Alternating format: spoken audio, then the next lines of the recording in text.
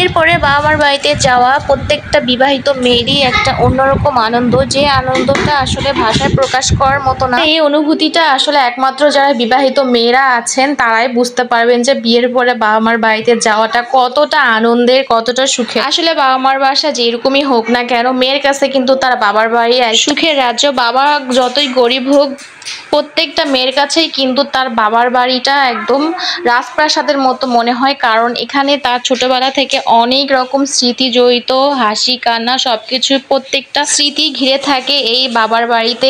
আর এই বাবার বাড়িটা বিয়ের পরে কিন্তু আমরা বিবাহিত মেয়েরা খুবই মিস করি।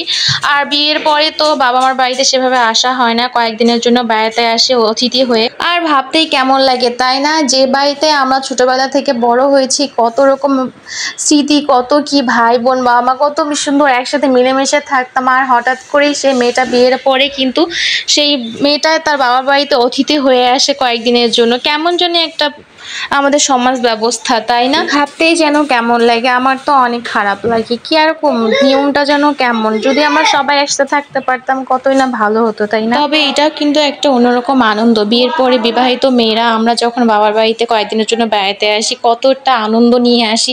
আর যে কয়দিনই থাকি না কেন একদম মন প্রাণ ভরে যায়, কত রকম আনন্দ।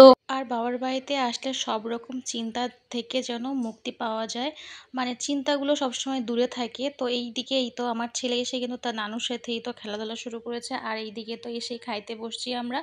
আম্মু আগে থেকে একটু আমাদের জন্য নাস্তা রেডি করে রেখেছিল, যে আসে আমরা খাবো। তারপরে দুপুর রান্নার প্রস্তুতি চলছে, আর এইদিকে একটু কোফতা বানানো হবে, এর জন্য মাংসগুলোকে একটু কিমা করে নেওয়া হয়েছে। তার মধ্যে আদা রসুনের পেস্ট দিয়েছি, তারপরে এখানে লেবুর রস দিয়েছি।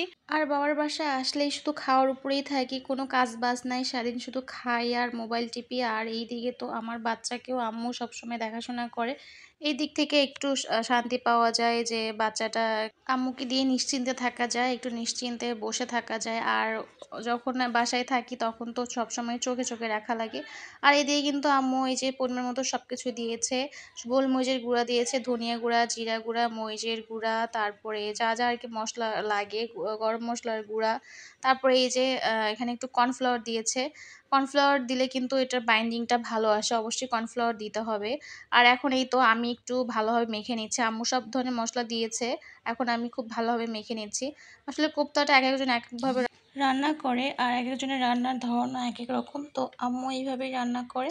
তো এই তো সব ধরনের মশলা মাখিয়ে নিয়ে কর্নফ্লাওয়ার দিয়ে মাখিয়ে নিয়েছি, এখন গোল গোল করে শেপ দিতে হবে। আর কোফতা কিন্তু গোল গোল শেপই হয়।